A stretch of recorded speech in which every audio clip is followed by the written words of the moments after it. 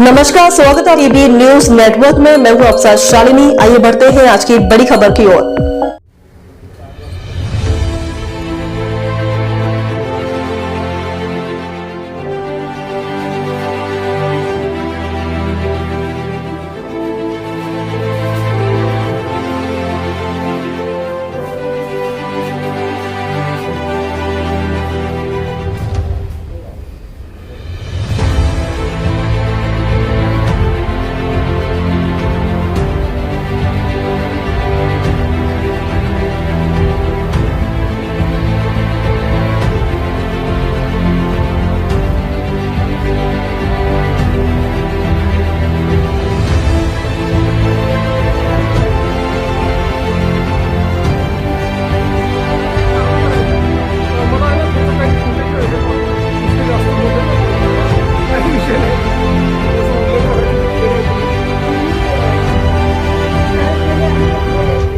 काही विषय नाही, ते चूक नाही.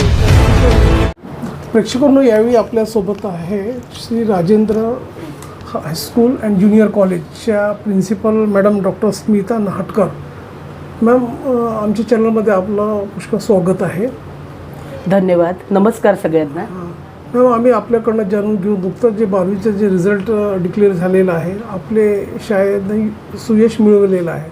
किती विद्यार्थी मेरिटमध्ये आलेले आहे, कोणत्या फॅकल्टीमध्ये आलेले आहे, त्याबद्दल विस्तृत तुम्ही सांगा. सर, आपल्या श्री राजेंद्र हायस्कूल आणि ज्युनियर कॉलेजमध्ये सायन्स आणि कॉमर्स हे 2 स्ट्रीम आहेत. सायन्स फॅकल्टीचा 100% रिझल्ट लागलेला आहे आणि त्याच्यातले 11 विद्यार्थी हे डिस्टिंक्शन ग्रेडमध्ये आलेले आहे. त्यातली भूमी गुमगावकर ही विद्यार्थी 93% घेऊन आपल्या कॉलेजमधून टॉपर आहे. त्याच्यानंतर प्रियांशू उके म्हणून हा 87.50 घेऊन सेकंड आहे आणि रोशनी बोकडे ही विद्यार्थी 84.17% घेऊन ही 3ऱ्या स्थानावर आहे. असे तब्बल 11 विद्यार्थी आपले हे मेरिट लिस्टमध्ये आहेत. आणि कॉमर्स फॅकल्टीमधला आपला जो रिझल्ट आहे तो आहे 96.87%. यामध्ये 4 विद्यार्थी आपले मेरिटमध्ये आहेत. त्यातला निर्वेश पोटे हा विद्यार्थी 84.33% घेऊन प्रथम स्थानावर आहे आणि वंशिका खोडके ही विद्यार्थिनी 82.83% घेऊन 2ऱ्या स्थानावर आहे आणि रौनक राजू आष्टेकर हा विद्यार्थी 80.33% घेऊन 3ऱ्या स्थानावर आहे. आपल्या विद्यार्थ्यांनी या परीक्षेत खरंच एक उल्लेखनीय यश संपादन केलं असं मी म्हणते आहे. शाळेची वाटचाल जी आहे पुष्कळ तेजस्वी वाटचाल आहे आणि हे बघता शाळेत नेहमी विद्यार्थीनं आपला सुयश मिळवलेला आहे. यापूर्वी पण रिझल्ट लागलेले आहे. तर कशा प्रकारचं आपलं टीचिंग स्टाफ आहे आणि शिक्षकांनी यासाठी काय काय काय काय प्रयत्न केले म्हणजे इतकं चांगलं रिझल्ट आलेला आहे, त्याबद्दल थोडं. सगळ्यात पहिले टीचिंग स्टाफ हा खूप महत्त्वाचा आहे. अतिशय एज्युकेटेड स्टाफ आपल्या इथे आहे. बरेचसे शिक्षक तर इथे डॉक्टरेट आहेत, PhD आहेत आपापल्या ह्याच्यामध्ये. आमचं वर्षभराचं जे एक परफेक्ट प्लॅनिंग असतं की आम्ही उन्हाळ्यातच यांचे 12वीचे वर्ग घेतो, स्पेशल क्लासेस, हे एक खूप मोठं समीकरण आहे. त्यातूनच आम्हाला हा सगळा रिझल्ट मिळाला आहे आणि पुढेही मिळतच राहणार. आपली ही शिक्षण संस्था जी आहे नेहमी प्रगती शिखर अग्रसर राहिलेली आहे. चांगलं नावलौकिक आहे. लोक म्हणजे काही विद्यार्थ्यांनी पालक हे म्हणतात की आम्हाला बाहेर क्लासेस लावण्याची गरज नाही, कारण की इतका चांगला अभ्यास इथे होतो आणि रिझल्टही चांगला आहे. तुम्हालाही माहीत आहे. आता 12वीचा रिझल्ट लागलेला आहे, 10वीचा येणार आहे म्हटलं तर पुढे आणखीन काय आपण इम्प्रूव्हमेंट व्हायला पाहिजे, आणखी काय तुम्ही एक्सटेन्शन करणार, पुढे काय दिशा राहणार, त्याबद्दल थोडं सांगा. निश्चितच भविष्याच्या पुष्कळ काही योजना आहे आणि या काही कालावधीत आम्ही बरंचसं काही केलं आहे. याही वर्षी केलेलं आहे. 1953 पासूनची आपल्या श्री राजेंद्र हायस्कूल आणि ज्युनियर कॉलेजची एक परंपरा आहे. आज तिला 75 वर्ष पूर्ण होणार आणि हेही वर्ष आमचे जे संस्थापक आहे स्वर्गीय श्री बाबासाहेब नाहटकर यांचं जन्मशताब्दी वर्ष म्हणून आम्ही साजरं करत आहोत. हा रिझल्ट मला असं वाटतं की आम्ही त्यांना डेडिकेट करू इच्छितो. यामध्ये मेन म्हणजे आम्हाला आमच्या मॅनेजमेंटची खूप चांगली उत्तम एक साथ असते. आम्ही जे नियोजन करतो त्यांच्यासोबत डिस्कस करतो. आमचे जे सेक्रेटरी आहे आदरणीय Shri Mohan Nahatkar sir, joint secretary आहे विवेक नाहतकर सर, अध्यक्ष आहे रमेश ठोंबरे सर, यांच्याशी आमचं एक चांगलं चर्चात्मक एक नियोजन होत असतं. प्लॅनिंगमध्ये मी खास करून सांगते की जसं ट्युशनचा तुम्ही मुद्दा काढला, आज लाखो रुपये देऊन विद्यार्थी 11वी-12वीचे क्लासेस बुक करतात.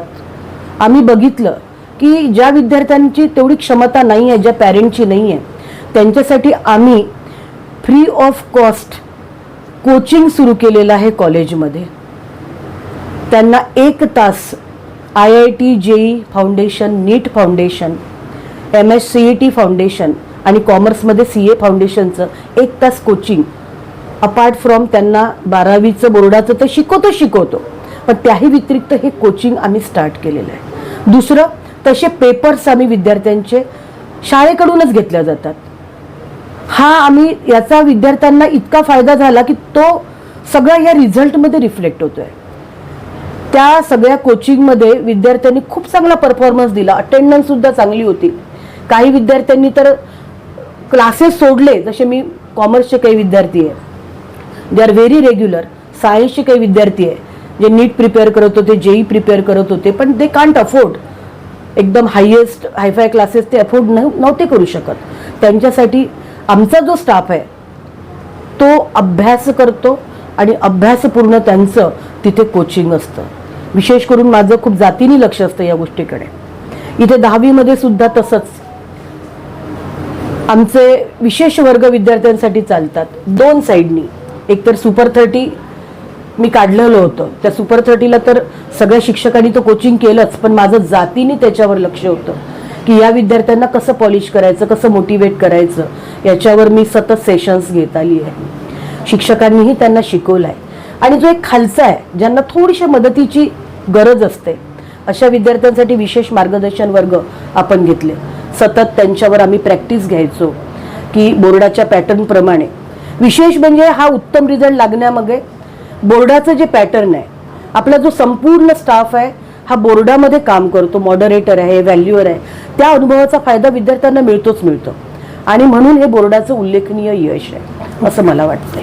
ओके, आपला जे अभ्यासक्रम आहे इथे शाळेच्या वैशिष्ट्यपूर्ण आणि सर्वसमावेशक आहे, त्यात काही दुमत नाही आहे. आणखीन आपण जे बोलले त्याप्रमाणे आपण तसे संस्कार पण घडवलेले विद्यार्थ्यांमध्ये आणि विद्यार्थ्याच्या उच्च पदावर पण आहेतच, पुढे पदस्थ आहेत. आपण आपला वेळ आमच्या चॅनलला दिलं. आपला एक शेवटचं काय एक पालकांना आणि विद्यार्थ्यांना काय एक मेसेज राहणार, कारण की ऍडमिशन प्रोसेस पण स्टार्ट झालेली आहे, तर आपला काय एक मेसेज राहणार? मला विद्यार्थ्यांना आणि पालकांना एवढंच म्हणायचं आहे की विद्यार्थ्यांच्या क्षमता ओळखा किंवा विद्यार्थ्यांनी स्वतःच्या क्षमता ओळखल्या पाहिजे. आज प्रत्येक विद्यार्थी एकच म्हणतो, मला JEE IITला जायचं आहे, मला नीट करायचं आहे, पण आपण आपली क्षमता ओळखतो का?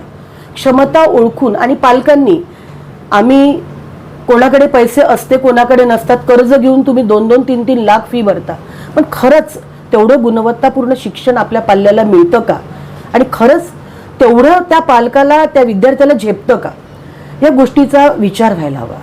टायप सेटअपच्या याच्यात मी मुद्दामून हा मुद्दा इथे प्रकर्षाने मांडते की याच्यामध्ये या गोष्टीचा विचार व्हायला हवा की गुणवत्तापूर्ण शिक्षण हवं आहे तुम्हाला, विद्यार्थी घडवायचा आहे की फक्त ह्या क्लासेस केंद्रित पद्धतीकडे आपल्याला जायचं आहे. संपूर्ण नागपूर डिव्हिजनल मंडळाचा जो रिझल्ट पाहता एकच गोष्ट लक्षात आली आहे की मुलींनी खूप चांगलं केलेलं आहे, मुलांचा रिझल्ट खूप डाऊन झालेला आहे. आणि त्याच्यातही हे लक्षात आलं आहे की बोर्डाचा रिझल्ट खूप कमी आहे आपल्या नागपूर डिव्हिजनल बोर्डाचा. म्हणजेच विद्यार्थी आणि पालकांनी या गोष्टीचा खूप विचार करावा की बोर्डाची परीक्षा ही किती महत्त्वाची आहे. तिथे आपण चांगलं करू तरच या कॉम्पिटिटिव्ह एक्झाममध्ये आपण पुढे जाऊ. तर विद्यार्थ्यांच्या क्षमता ओळखा. डॉक्टर, इंजिनियरच्या ऐवजी अजून खूप सारे क्षेत्र विद्यार्थ्यांना खुणावत आहे, त्याच्याकडे तुम्ही जा.